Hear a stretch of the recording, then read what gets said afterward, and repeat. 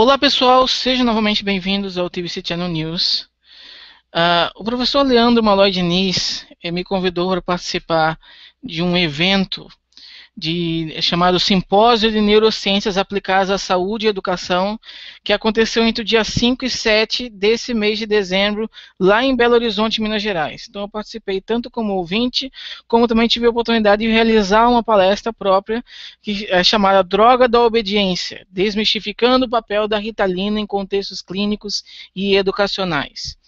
Essa palestra ela foi filmada, contei com o apoio de um amigo meu, que é o Kleber Magalhães, só que infelizmente o áudio da palestra não ficou muito legal. E algumas pessoas comentaram isso, no vídeo, que é esse aqui, que ele vai permanecer no meu canal, mas algumas pessoas comentaram que está difícil de entender o que está sendo dito e que eu poderia legendar o vídeo, colocar legenda. Infelizmente eu não sei fazer isso. Então eu pensei numa outra coisa, eu vou apresentar toda a palestra de novo, aqui através de slides, daí vai ficar bem mais, o áudio vai ficar bem melhor, e também o slide também, que vocês vão ver, cada um por um, vai ficar também melhor. Lembrando que essa apresentação vocês vão poder fazer, quem quiser, quem se interessar pelo tema, vai poder fazer o download desses slides em formato PDF. Eu estou colocando o link deles aqui na descrição desse vídeo, ok? Então, vamos seguir adiante. Bom, como eu comentei, o título dessa palestra chama-se Droga da Obediência, só que não, esse SQN é só que não. Só que não é uma gíria da internet que geralmente é utilizada para negar aquilo que foi dito antes. Então, se alguém diz para você, você é legal, só que não, quer dizer que você não é tão legal. Se alguém diz, você é bonito, só que não, quer dizer que você não é tão bonito. E aqui, droga da obediência, só que não, porque não é uma droga da obediência, como a gente vai ver na sequência, tá? Então, o subtítulo é Desmistificando o papel da Ritalina em contextos clínicos e educacionais.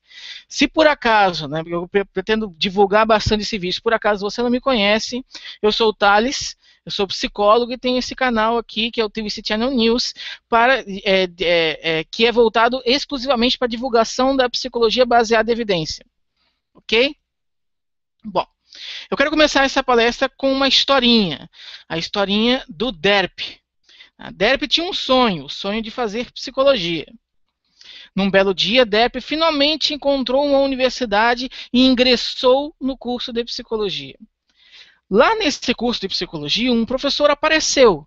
Era uma pessoa que tinha uma grande capacidade de convencimento, falava as coisas com propriedade, ainda que elas não tivessem, e todos os alunos eram encantados por esse professor, viam nele um modelo a ser seguido. E uma das coisas que este professor falava em sala de aula era, por exemplo, que a Ritalina é um medicamento altamente prejudicial e tóxico. Provoca dependência química, porque tem o mesmo mecanismo de ação da cocaína e induz o efeito zumbi.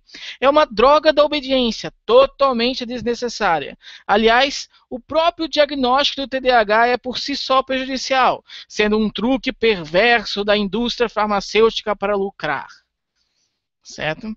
Então, Depp gostava muito de estudar, e como ele estava fazendo psicologia e gostava daquele professor, ele sempre estudava com aquele viés baseado no discurso daquele professor de que a Ritalina era um medicamento prejudicial, era uma droga da obediência, que não deveria ser jamais prescrita para ninguém e que o próprio diagnóstico do transtorno de déficit de atenção e hiperatividade não existia.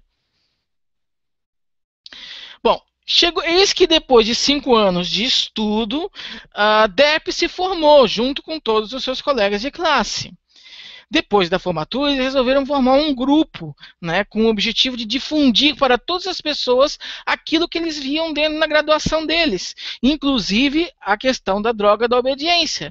Eles achavam que isso era de extrema importância para pais, professores e toda a população fora da academia. Para surpresa de Depp e seus amigos, eles não precisavam criar a roda, porque já existia gente andando de avião. E essas pessoas que estavam andando de avião nesse sentido era o grupo que estava há 18 anos controlando o Conselho Federal de Psicologia, chamado Cuidar da Profissão, né? Eu acho que a pessoa esqueceu 3 letrinhas antes aqui do cuidar, tipo um D, um E, um S, mas enfim. Então, esse grupo, eles tinham uma agenda muito semelhante àquela do professor dele em sala de aula, que era justamente negar grande parte dos transtornos mentais, com base em teorias conspiratórias, com base em argumentos sem nenhum tipo de referencial teórico adequado, mas sempre falando com uma enorme propriedade, com uma enorme autoridade, porque eram membros, né, do Conselho Federal de Psicologia, isso não é pouca coisa, tá? Então, eles entraram em contato com esse pessoal do Conselho depois da formação. Por quê? Porque depois que a gente se forma, que eles mandam uma cartinha para a gente pagar, certo? Então, eles viram que não estavam sozinhos. E mais ainda, o choque foi melhor ainda, quando descobriram que em 2012, esse grupo, Cuidar da Profissão, que ainda estava no controle do Conselho Federal de Psicologia, lançou uma cartilha chamada Subsídios para a Campanha Não à Medicalização da Vida, em que, em 22 páginas, sem nenhum referencial teórico, essas pessoas realmente negam a existência do transtorno de déficit de atenção e hiperatividade, e da dislexia também, e outros transtornos, e dizem que o tratamento com Ritalina além de ser altamente prejudicial, é totalmente desnecessário. Quando o Depp e seus amigos olharam esse tipo de campanha, eles ficaram maravilhados, né? Vomitaram arco-íris, os olhos brilharam de felicidade, porque ali estava, naquele documento, estava reunido todos os ideais que eles tinham. Então eles não precisavam fazer mais nada, era só pegar aquilo ali e mostrar para o mundo inteiro, né? Então o gigante acordou, certo? Só que não, né?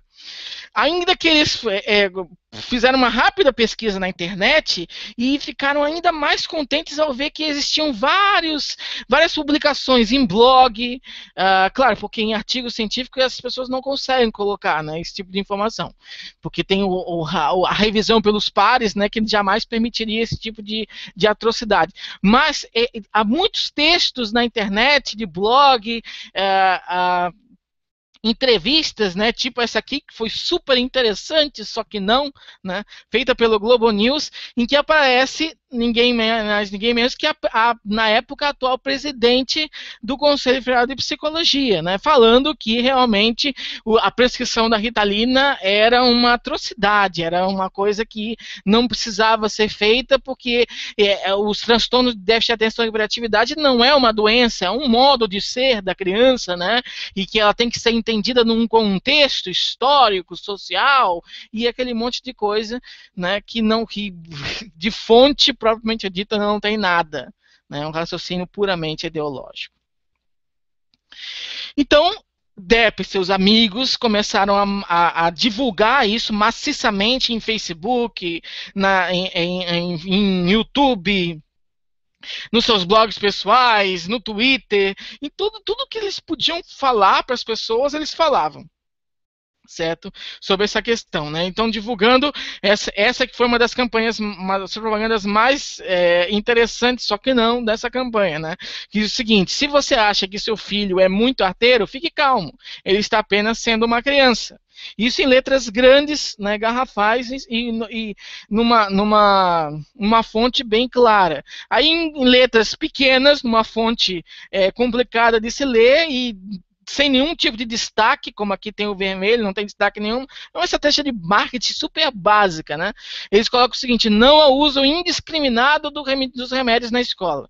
Então, quando criticadas, as pessoas dizem que estão defendendo, na verdade, que não pode haver um uso indiscriminado, mas em todo o documento deles, eles dizem que não pode ser utilizada, né? Que a Ritalina é um medicamento tóxico e que nos livros de farmacologia eles dizem que para você tirar esse medicamento automaticamente, imediatamente, porque ele pode gerar milhares de malefícios, certo? Então não é esse tipo, além do que essa primeira frase aqui, ela é extremamente falaciosa, porque não é ser arteiro que é ter TDAH, TDAH, certo? Os diagnósticos em transtornos mentais, na grande maioria deles, e o TDAH é um deles, não é categorial, não é no sentido de tem ou não tem, é dimensional, ou seja, você tem alguns critérios diagnósticos, mas você precisa, aquele critério ele tem que ter uma dimensão tão grande na sua vida que chega a ser prejudicial, tem que haver um prejuízo significativo para o seu funcionamento social, para o seu funcionamento ocupacional, para que você receba o diagnóstico, nesse caso aqui do TDAH. Né? Como a gente vai ver depois na sequência, as crianças com TDAH e os adultos, porque 2/3, 75% do TDAH evoluem para a idade adulta, né? Diferente do que as pessoas pensam que é uma doença só de criança, não é. Então, essas pessoas têm um déficit, têm uma dificuldade muito grande na aprendizagem, muito grande nos relacionamentos interpessoais, então elas sofrem em decorrência daquilo ali. Por isso elas recebem o diagnóstico, porque esse diagnóstico permite que elas recebam um tratamento adequado. Por quê? Porque se você está sendo enquadrado num diagnóstico X, e no mundo inteiro, todo mundo entende que X representa aquela coisa ali, nesse mundo inteiro, vários pesquisadores tentar identificar qual o tratamento mais eficaz para fazer com que você não sofra mais decorrência de X. Então você recebe um diagnóstico X aqui para poder receber o tratamento do X e poder ter uma vida melhor. Certo? Então não existe estigma de diagnóstico. Né? Existe um diagnóstico para que você possa receber o tratamento e ter uma vida muito mais plena, muito mais saudável, muito mais produtiva, muito melhor, sem ter esse sofrimento que é totalmente desnecessário. Ok? Buenas. Então, quantas pessoas foram atingidas por essa divulgação de DERP? Seus colegas, que passaram por seus colegas, que passaram por seus colegas, que passaram para outras pessoas, enfim, né? Não dá para precisar exatamente quantas pessoas, mas aqui provavelmente assim, 1 bilhão, né? Vamos colocar aí, porque tem pais, professores, demais profissionais da saúde. Então, uma série de pessoas realmente foram contaminadas com isso, que eu vou chamar na sequência de um meme perigoso, tá? Então, pessoas que foram contaminadas com essa ideia e passaram a tomar aquilo como verdade, porque pensa, por exemplo, né? Se alguém vier me falar alguma coisa sobre engenharia, por exemplo, eu não sou engenheiro, não entendo nada de engenharia. Eu posso até desconfiar porque eu gosto de exigir fontes daquelas informações. Então, se a pessoa vem falar porque ela falou, eu posso até desconfiar, mas eu não posso dizer que a pessoa está errada. A não ser que eu vá atrás e pesquisar. Né? O que acontece é que muitos pais não têm obrigação de saber de psicologia. Eles têm outras profissões na vida deles e sabem muito daquela profissão que eles têm. Então, quando eles ouvem algum tipo de profissional falando com propriedade, eles acabam acreditando naquilo ali, porque a grande maioria das pessoas não questiona a informação que recebe. Isso quer dizer que esses pais, esses educadores, eles veem determinado doutor, né, dito doutor, falando determinadas coisas na televisão, num texto qualquer, e vai tomar aquilo ali como se fosse uma verdade e vai agir em função daquilo. O que acontece é que, ao agir em função daquilo, elas estão prejudicando suas crianças, né, seus adolescentes, enfim, ou até se prejudicando se for um adulto que não reconhece que precisa de um tratamento. Okay? Então, esse tipo de informação equivocada atingiu bilhões de pessoas ao redor do mundo, certo? E isso provocou uma aversão muito grande ao TDAH. Essa aqui é uma imagem bem interessante, bem curiosa, na realidade, porque é uma expressão mista de raiva e nojo, mas na internet ela significa desprezo. E quando a gente vai falar, curiosamente, raiva, nojo e desprezo são as 3 emoções morais. Quando a gente está falando desse tipo de aversão, né, de luta contra a existência do TDAH ou luta contra a prescrição da Ritalina e outros medicamentos, né, que eu estou falando dos estimulantes, mas eu uso a Ritalina porque é o mais famoso, mas podia ser o Concerta, tem outros, né, que é o metilfenidato, enfim. Então, quando você está falando desse tipo de comportamento, de resposta a essas questões, estamos falando sempre de um pânico moral, estamos falando sempre de uma resposta extremamente moralista, né, ideológica mesmo, sem qualquer tipo de evidência científica. Então essa imagem aqui cai com uma luva para tratar sobre esse tema. Né? É realmente uma resistência moral contra uma doença real e um medicamento eficaz para essa doença real. Tá? Mas ainda bem que o mundo é um lugar muito grande. O Brasil, principalmente, né, um país de dimensões continentais. Isso quer dizer que existem muitas pessoas, e não só aquelas que são profissionais da saúde, principalmente psicólogos, que viram e babaram arco-íris quando se depararam com aquela campanha. Outros profissionais viram aquilo ali e ficaram não acreditaram. Né? Pensaram o que estão fazendo com a psicologia no Brasil, né? O que eles estão falando desta forma que está prejudicando tanto a evolução da psicologia quanto até fornecendo um descrédito à profissão propriamente dita, tá? Então realmente olharam e choraram com aquilo ali, certo? Algumas dessas pessoas que ficaram bastante incomodadas com essa manifestação se manifestaram também publicamente. Tá? Então aqui tem uma carta aberta da Sociedade Brasileira de Neuropsicologia junto com a Associação Brasileira de Psiquiatria que destrói aquela pseudo-argumentação da carta Não à Medicalização da Vida do Conselho Federal de Psicologia, que tinha 22 páginas, em 7 eles destroem aquele argumento e mostram que não tem nada a ver aquilo que eles estão falando. Tá? Então essa é uma carta realmente para a sociedade, para servir como uma vacina contra aquele tipo de informação prejudicial. Tá? E tem também, isso aqui foi publicado em 3 de dezembro do ano passado, né? Logo depois da publicação daquela campanha. E tem também uma pesquisa, um artigo muito interessante que saiu em junho desse ano, que chama-se Os Equívocos e Acertos da Campanha Não à Medicalização da Vida. Tá, que faz mais ou menos a mesma coisa, mas reforçando ainda mais o quanto aquela campanha é irracional, sem pé nem cabeça. Tá? Todos esses documentos eles estão disponíveis na internet, eu vou colocar os links aqui na descrição para que vocês possam conferir por conta própria. A questão é como ser justo, né? Como dizer que o CFP estava errado naquela campanha.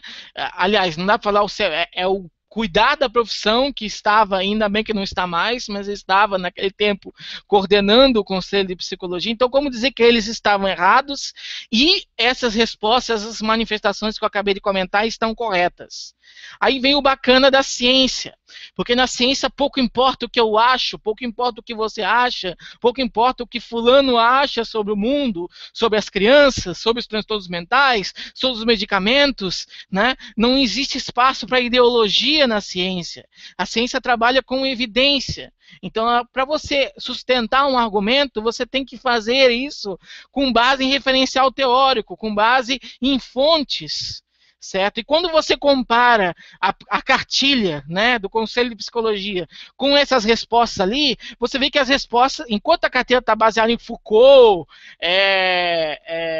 enfim, né, algum filósofo por aí da vida, né, as respostas estão baseadas em evidência, em estudos sistemáticos, publicados nas maiores revistas de ciência do mundo, certo? Revisada pelos seus pares, né, que conseguiram gerar esses resultados com significância estatística, mostrando que tanto o TDAH existe, quanto a Ritalina é um remédio interessante. E é o que eu vou também fazer na sequência.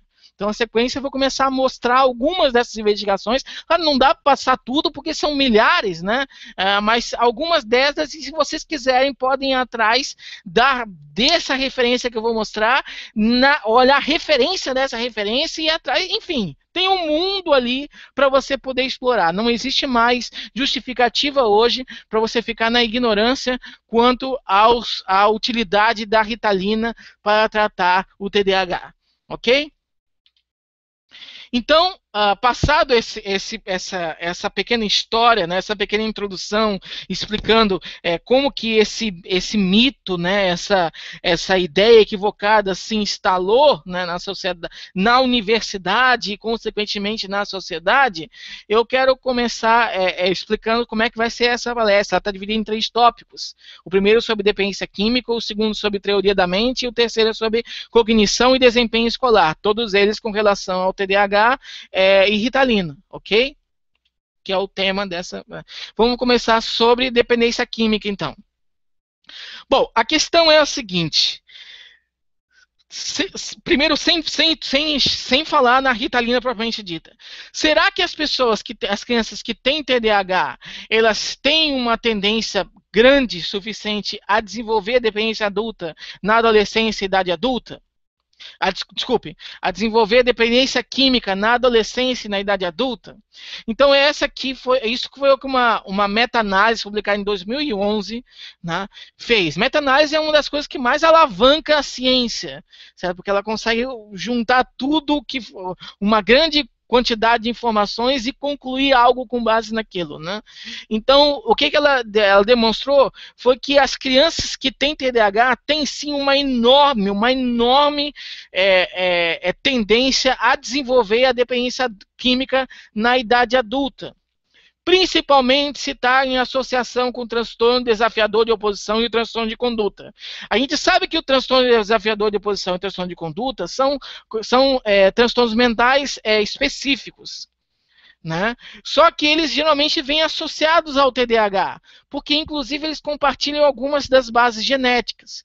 Então, dificilmente a criança vai ter um TDAH puro. Pode até ter. Tem muitos casos que tem.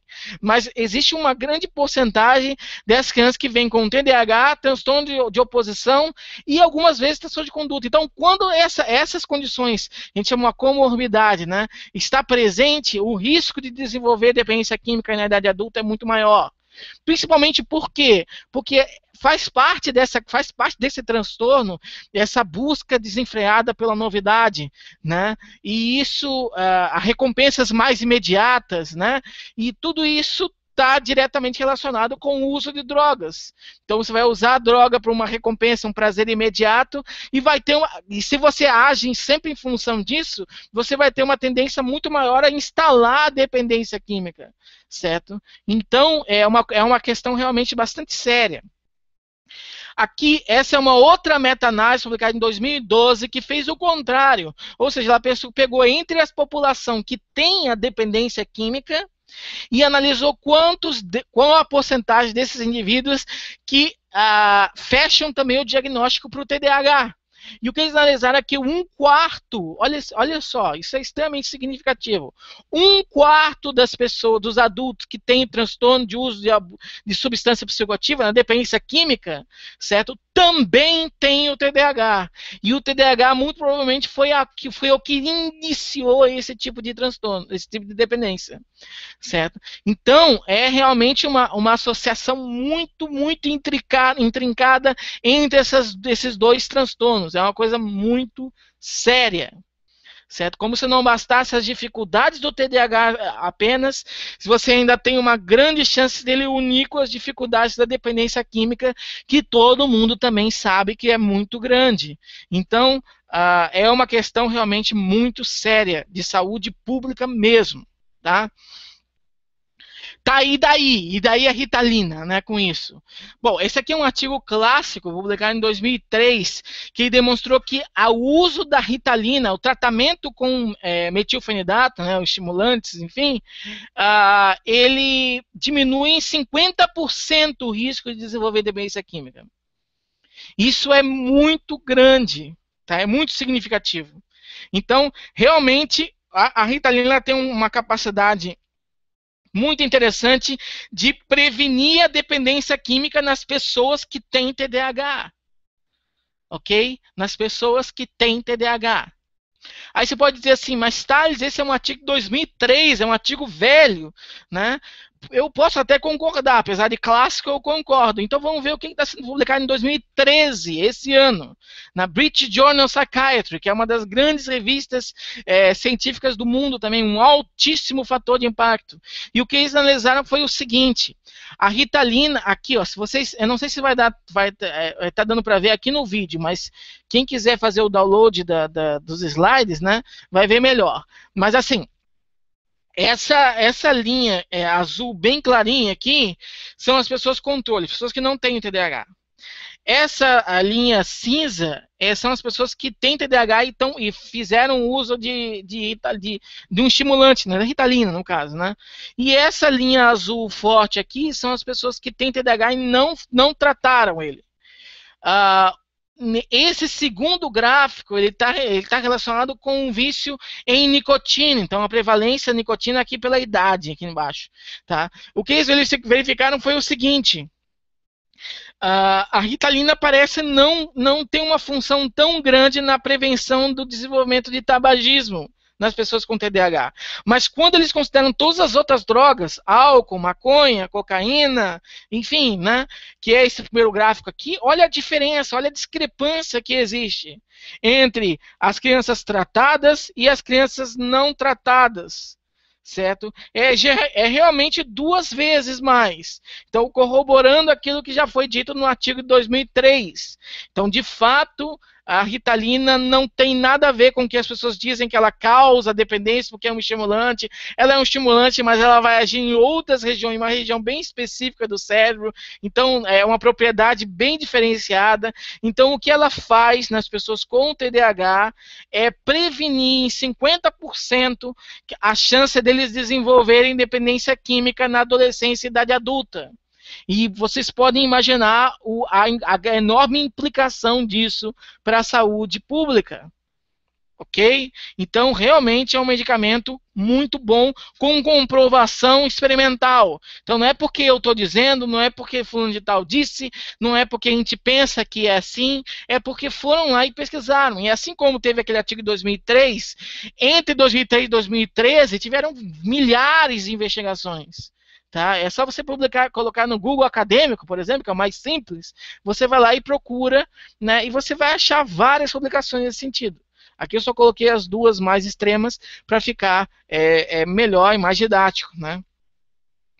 Bom, então já foi esclarecido que a Ritalina não causa dependência química, ela previne dependência química nas crianças que têm TDAH. Eu quero passar para um outro tópico, que é a teoria da mente.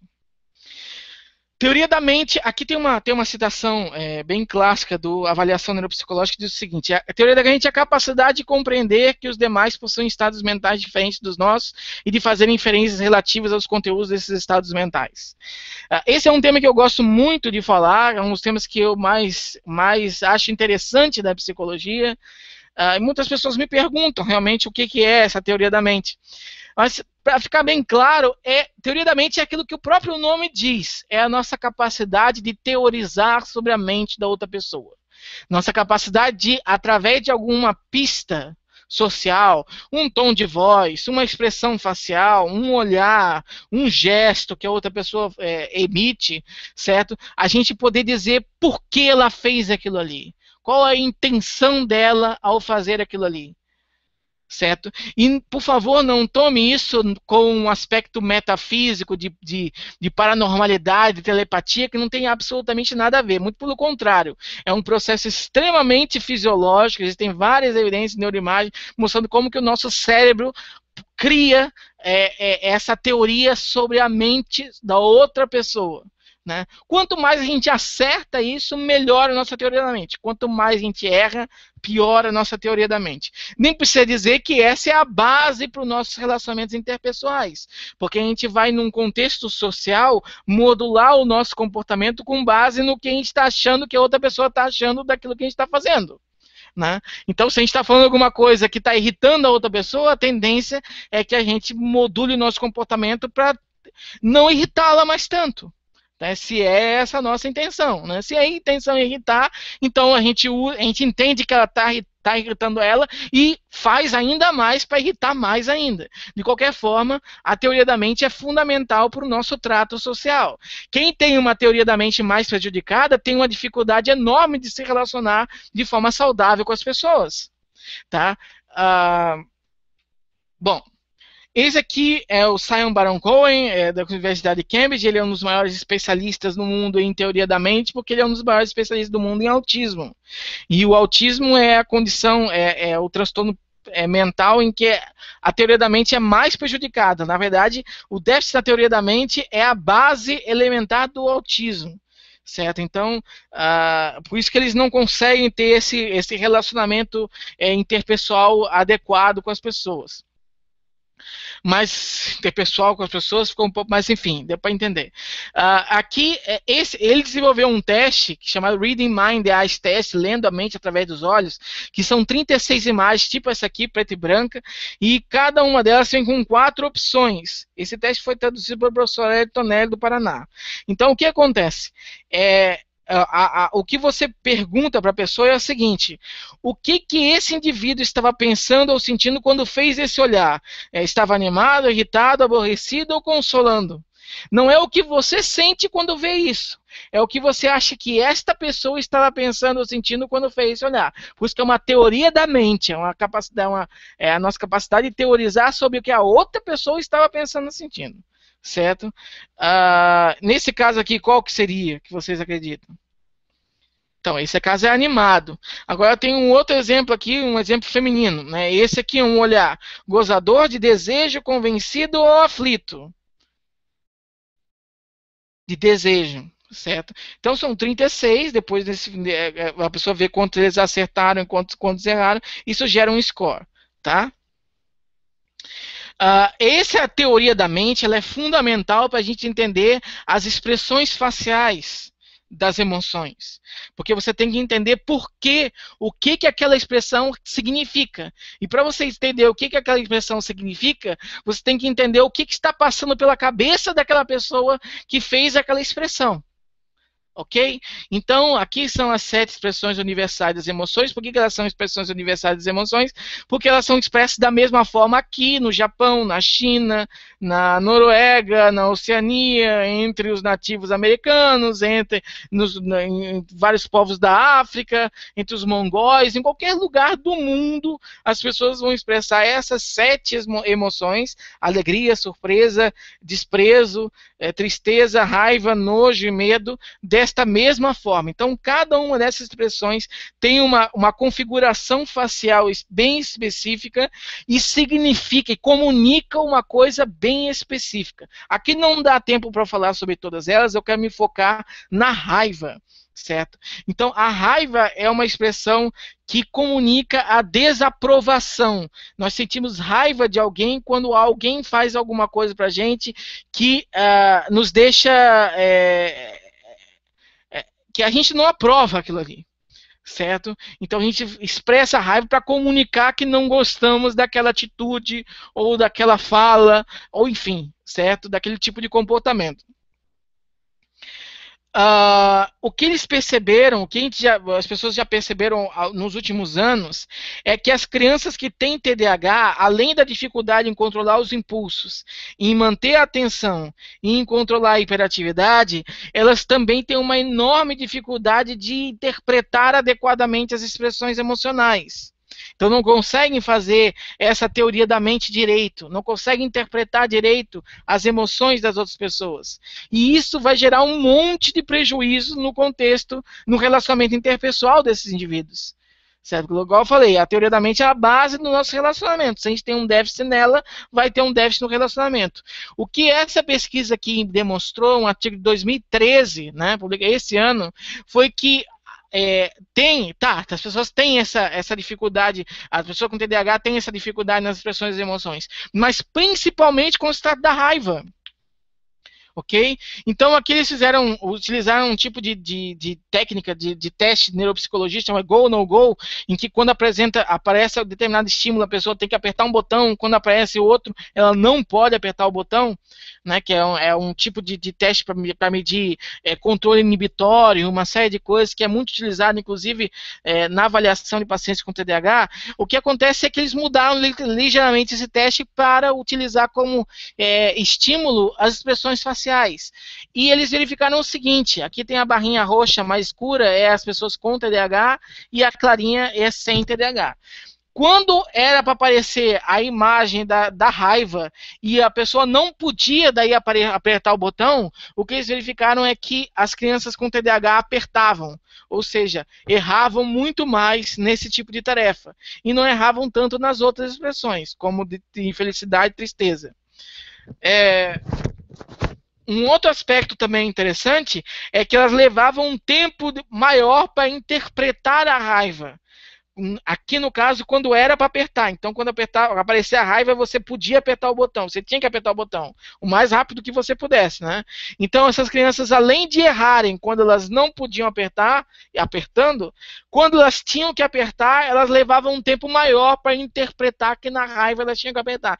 Então, existe uma dificuldade bem específica na percepção da raiva nas crianças com TDAH. E isso tem uma implicação muito grande. Por quê? Porque se a raiva é a emoção que comunica desaprovação, as crianças com TDAH elas não vão conseguir perceber muito bem isso. Se elas não conseguem perceber muito bem isso, elas não vão conseguir modular o próprio comportamento de forma adequada.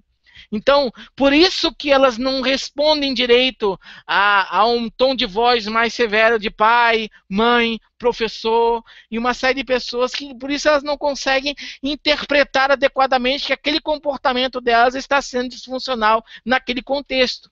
Então, isso aqui é extremamente importante para entender, muito provavelmente, uma das causas dessa impulsividade das crianças com TDAH. É porque elas não conseguem interpretar direito a raiva. Ok?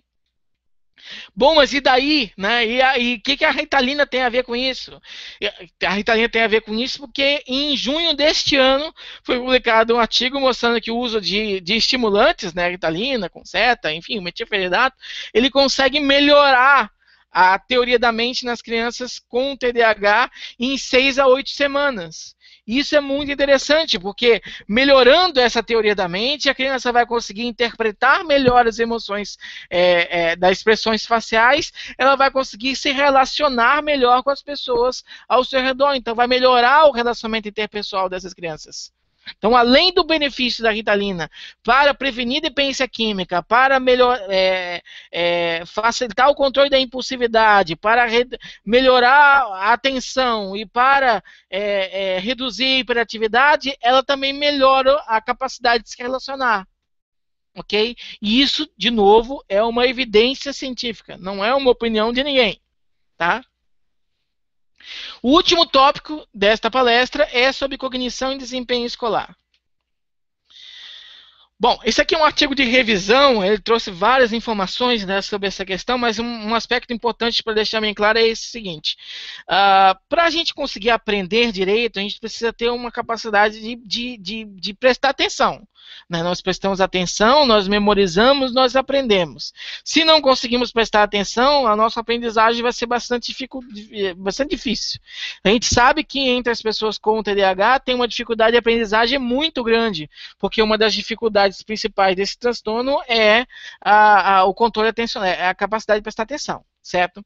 Bom, então, o que essa pesquisa demonstrou? Essa pesquisa comparou as crianças com TDAH que fizeram o uso de tratamento do metilfenidato, tá, que esse é ADH-ON aqui, e os controles, que são as pessoas normais, e as pessoas que não fizeram o tratamento, que é esse ADH-OFF. E eles analisaram isso através de um teste chamado teste de Stroop, tá? Que é um teste muito utilizado para medir flexibilidade cognitiva e atenção, e alguns aspectos da atenção. Enfim, qual é o resultado disso aqui? O resultado é que as crianças que receberam a Ritalina, tá, fizeram o tratamento com a Ritalina, elas não apenas levaram menos tempo para responder esse teste, porque é um teste que controla tempo e assertividade, como também erraram menos. Tá? Aliás, acertaram mais, desculpe, né, que é a mesma coisa que errar menos. Em comparação às pessoas que tinham TDAH e não usam Ritalina. Então, nesse caso, elas demoravam mais tempo para responder e acertavam menos também. Certo? Então, isso aqui está demonstrando que a Ritalina tem uma capacidade muito grande, de fato, de melhorar a atenção daqueles indivíduos que têm o transtorno de déficit de atenção e hiperatividade. Certo? Consequentemente, dá para esperar que elas vão ter um melhor desempenho acadêmico, mas isso precisa ser investigado. Investigação essa, como esta aqui, por exemplo, tá? Que ela analisou o efeito do tratamento do TDAH tratado no desempenho acadêmico e escolar das pessoas, né, com TDAH. Tá? O que eles verificaram é que, isso já tá bem escrito na literatura, que as pessoas com esse transtorno, elas terminam, elas estudam menos anos de graduação e de até mesmo ensino fundamental, tem um alto índice de reprovação, porque tiram notas bem mais baixas, porque não prestam atenção e não conseguem aprender e não conseguem se dar bem nas provas, e isso gera o abandono escolar, enfim, tem um monte de prejuízos para a vida escolar dos indivíduos. Porém, o que eles verificaram é que naqueles pacientes que são tratados com medicamento, eles têm melhores rendimentos escolares e acadêmicos. Tá? Uma coisa que esse estudo demonstrou é que ainda precisa ser melhor investigado, por exemplo, questões tipo a duração do uso, a dose utilizada, o ano de início, né, se começou logo aos 7 anos, aos 10, aos 12, enfim. Então essas são as questões para que no presente e no futuro já sejam avaliadas, né, melhor avaliadas. Mas ainda assim dá para ficar bem claro que o uso do metilfenidato, né, do tratamento farmacológico para as pessoas com TDAH é extremamente benéfico também para o desempenho escolar desses indivíduos. Aqui eu não vou conseguir comentar sobre ele propriamente dito, mas é um artigo muito bom, foi publicado em 2011 na Neuropsychopharmacology, que faz parte do grupo Nature. Então, esse artigo ele tem 2 selos de qualidade, o do grupo Nature, né, que é das maiores revistas de ciência do mundo, e o da Nora Volkow, que é uma das maiores pesquisadoras, uma das maiores neuropsiquiatras, né, grande especialista em dependência química, enfim, tá? Então ela fez esse artigo de revisão bastante didático, muito bem fundamentado, né, ilustrações bastante bem interessantes, e revisando todos esses efeitos das drogas estimulantes para o tratamento do TDAH. E lá você vai poder conferir muitas dessas informações que eu falei aqui e outras tantas. Então é uma grande fonte para você pesquisar. Ok? Eu vou colocar também o link desse trabalho aqui na descrição. Além do que, tem aqui nos slides quem quiser baixar também. Bom, e para não dizer que é só a Ritalina que dá certo, não. Tá? A Ritalina é muito importante, né? A farmacoterapia é muito importante, mas existem outras intervenções psicológicas que também dão muito certo, tá? Principalmente o treinamento de memória de trabalho, tá? Com evidências de neuroimagem, você consegue ver que esse tipo de reabilitação, de terapia, né? É bastante benéfico também para o TDAH. Mas o foco aqui era a Ritalina, então eu acabei falando muito sobre a Ritalina. Recapitulando, pacientes com TDAH têm um maior risco de desenvolver dependência química, maior prejuízo de habilidades sociais e no desenvolvimento escolar acadêmico. Fortes evidências demonstram que, perceba a diferença entre fortes evidências de eu acho que, a minha ideologia diz que, entendeu? Fortes evidências mostram que a Ritalina tem propriedade para minimizar significativamente esses prejuízos, promovendo tanto uma redução do sofrimento subjetivo quanto uma melhora do relacionamento interpessoal. Então, droga da obediência, só que não. Ok? Esse aqui é o vídeo, que é o vídeo que, na verdade, me rendeu o convite para fazer essa palestra no evento de Belo Horizonte. Tá?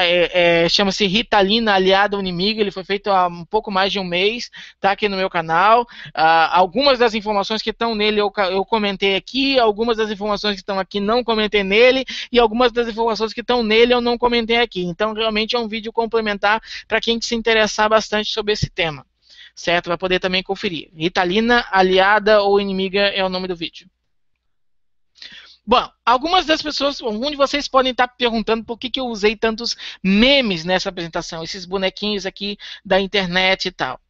A primeira razão é porque me gusta, ou seja, eu acho interessante, eu acho eles extremamente didáticos, eu gosto de ilustrar o meu discurso com esse tipo de imagem, eu acho que flui melhor o raciocínio, certo?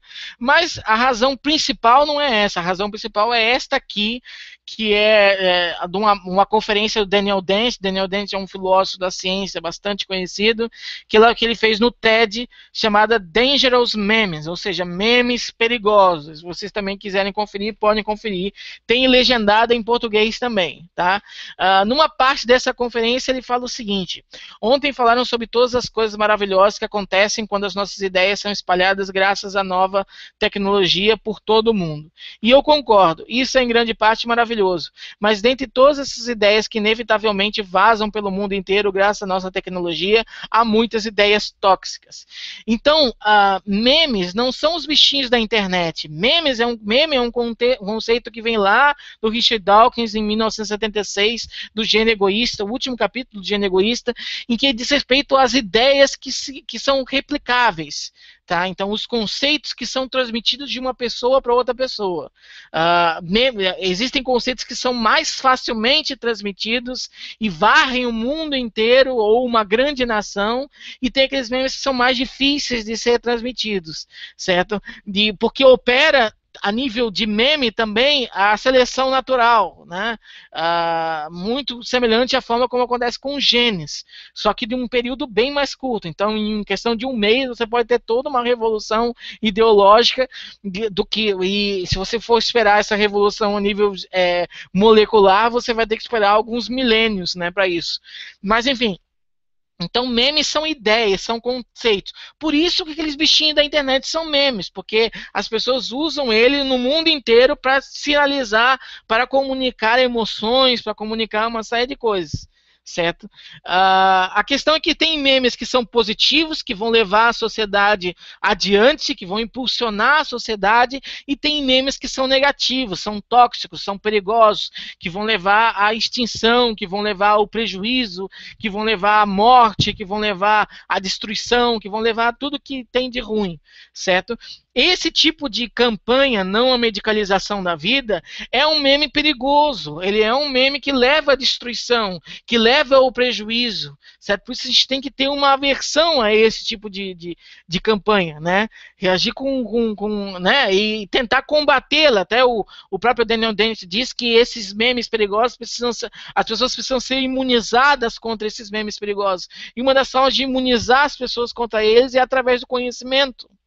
Certo? Então, através do conhecimento, as pessoas vão ficar cada vez mais questionadoras e, com base nesse questionamento, elas vão ficar menos sensíveis, menos vulneráveis a essas ideias, a esses parasitas, a esses vírus mentais que vão levar à destruição. E por que eu estou dizendo que vão levar à destruição? Isso é um discurso apocalíptico? De maneira nenhuma, é um fato. As crianças na idade escolar, elas sofrem com o TDAH, sofrem na escola, porque não aprendem, tomam nota vermelha na prova, né? Sofrem nos relacionamentos interpessoais delas, sofrem dentro da família, porque pai e mãe muitas vezes não entendem, porque a criança não consegue responder a essas pistas de reprovação, e por isso elas insistem em se manifestar de forma impulsiva e tal, né, hiperativa, enfim, então as crianças acabam ficando mais de castigo e tal, então tem todo um prejuízo também dentro da família, além do que essas crianças vão crescer e vão ter prejuízos na adolescência e idade adulta por causa do TDAH não tratado, porque lhes foi negado o direito de ser tratado para essa condição, porque alguém em algum lugar disse que esse tipo de transtorno não existe e que o medicamento que consegue aliviar esses sintomas é um medicamento desnecessário e prejudicial. Vocês entendem a questão? Por que é perigoso isso? Então aqui tem um exemplo da dependência química, um exemplo de acidente de carro, que eu não cheguei a comentar, mas esse tipo de paciente se envolve muito mais em acidentes de carro graves, tá? Prejuízo com a lei também acontece, principalmente por causa da associação forte com transtorno de conduta. Então, além de gravidez indesejada, contração de doenças sexualmente transmissíveis, e uma série de coisas que são que poderiam ser evitadas se as pessoas se conscientizassem de que é um transtorno sério e que existe um tratamento bastante eficaz para ele. Como todo tipo de tratamento, não tem só vantagens. A Ritalina, elas têm efeitos colaterais, mas a questão é custo-benefício, né? Aqueles efeitos colaterais, eles são extremamente suprimidos em função dos benefícios que você vai ter a curto, médio e longo prazo, principalmente. certo? Então realmente um medicamento muito aconselhável para esse tipo de condição. Então não é porque alguém resolveu vomitar a sua ideologia para todas as pessoas com uma grande propriedade, né, com grande autoridade, que a gente tem que aceitar isso. Então não pode, porque esse tipo de ideologia prejudica, tá? Causa sofrimento, né? E não promove absolutamente benefício nenhum para a sociedade. Então eu quero terminar aqui com uma citação do Richard Dawkins, que diz o seguinte: já contei a história de um integrante respeitado do Departamento de Zoologia de Oxford quando eu fazia graduação. Por anos ele tinha acreditado apaixonadamente e ensinado que o complexo de Golgi, uma estrutura microscópica no interior das células, não existia. Era uma fabricação, uma ilusão. Era costume do departamento ouvir toda tarde de segunda-feira uma palestra de um convidado sobre alguma pesquisa. Uma segunda-feira, o visitante foi um biólogo celular americano que apresentou evidências totalmente convincentes de que o complexo de Golgi existia. No fim da palestra, aquele professor de Oxford foi à frente da sala, apertou a mão do americano e disse apaixonadamente: caro companheiro, gostaria de agradecer-lhe. Eu estava errado por todos esses 15 anos. Aplaudimos até ficar com as mãos vermelhas. Nenhum fundamentalista jamais diria isso. Na prática, nem todos os cientistas diriam, mas todos os cientistas pelo menos declaram que isso é o ideal, diferentemente, digamos, de políticos, que talvez condenassem esse tipo de atitude, chamando-a de mudança de lado. Então, essa resistência que havia ao complexo de Golgi é a mesma resistência que há ao TDAH e Ritalina, né? Existem pessoas, infelizmente, dentro de universidades, dentro da academia, que não deveriam estar ali, né? E que continuam acreditando, tendo essa visão política, que é o que o Dawkins coloca aqui, e que sempre que vê uma coisa contrária e sempre que vê que alguém está indo para aquele lado, porque está reconhecendo que errou, indo para aquele lado, é taxado como um inimigo, né? Como uma pessoa, um desertor, né? Como um tipo de inimigo mesmo, tá? De adversário ideológico. E não como uma pessoa que realmente está procurando se atualizar, está procurando, de fato, se respaldar em evidências para honrar o diploma que teve, certo? Que recebeu.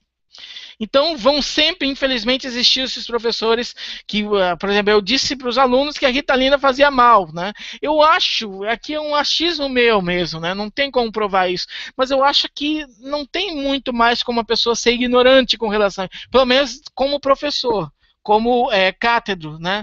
Eu acho que muitas dessas pessoas, elas sabem que estão erradas, mas continuam insistindo naquele erro só para não dizer, só para não dar o braço a torcer, como se isso fosse dar o braço a torcer, né? Só para dizer que continua certa, né? Então se auto-enganando e enganando os alunos. Então, como aquele professor do DERP, por exemplo. Então eu acho que existe muito charlatanismo também envolvido nesse processo, certo? Mas ainda bem que existem os professores que querem saber a causa, motivo, razão e circunstância. E eu coloquei a foto do professor Girafales porque ele é um professor muito exemplar, muito baseado em evidências. Se você pegar aquele episódio, por exemplo, do Chaves, que ele vai fazer o julgamento, ele é muito metódico, ele é bem criterioso nas avaliações. Ele só não consegue ensinar aritmética para o Godines, mas do resto todo, ele tem um pensamento muito interessante que deveriam existir mais professores Girafales dentro das universidades, principalmente nos cursos de psicologia aqui no Brasil. Tá? Porque são esses professores que vão provocar, né, aquilo que a gente chama de uma intervenção baseada em evidência, ou um raciocínio baseado em evidência que vai gerar a intervenção. Tá? Essa psicologia, essa visão baseada em evidência nasceu na medicina, depois sobre psicologia clínica, e hoje em dia também ela está presente em contextos educacionais. O que basicamente é isso?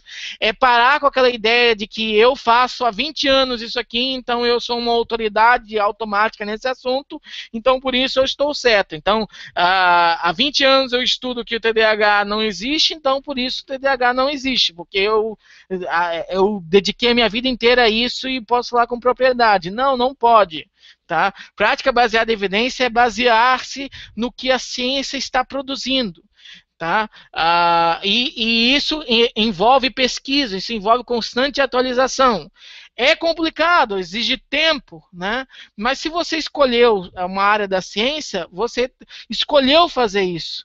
tá? Você escolheu e agora você vai ter que honrar esse compromisso que você fez e se atualizar constantemente. Não existe mais desculpa, principalmente hoje com a internet, né? A facilidade que a gente tem de acessar os artigos, as novas publicações é muito, muito maior do que há 10, 15 anos atrás. Então, realmente não tem mais nenhum tipo de desculpa para você não se atualizar, até porque existem periódicos específicos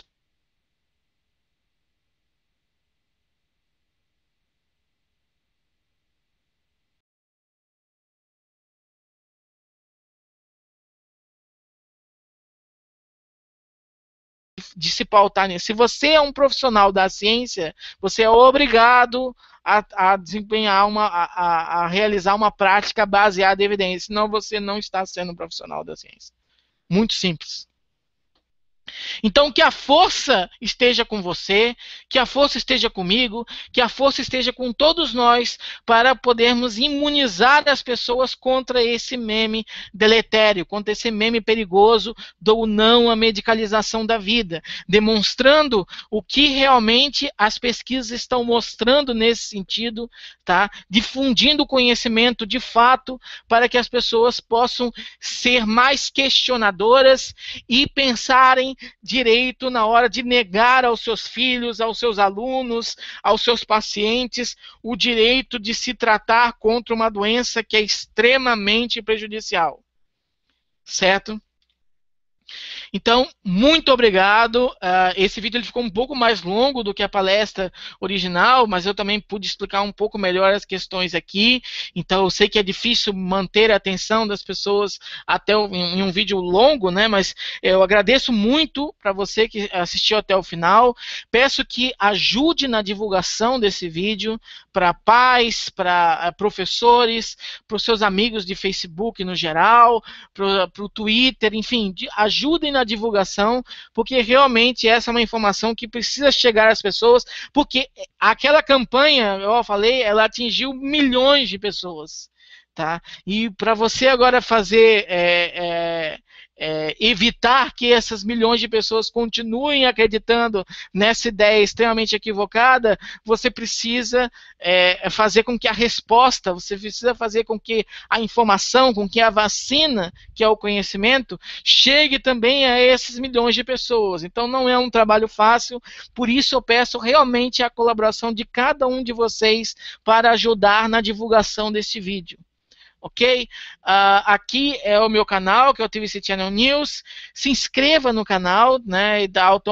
Atualmente com 150 vídeos.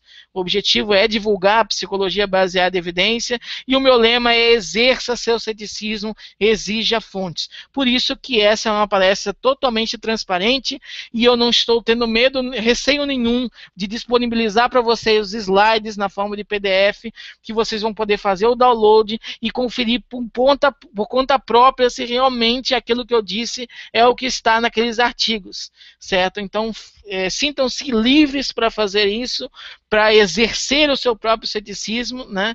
Aqui não tem absolutamente nada que saiu da minha cabeça. Utiliza esse meu vídeo e todos os outros vídeos do canal apenas como uma ponte para ir atrás das informações aqui, das informações autênticas. Ok?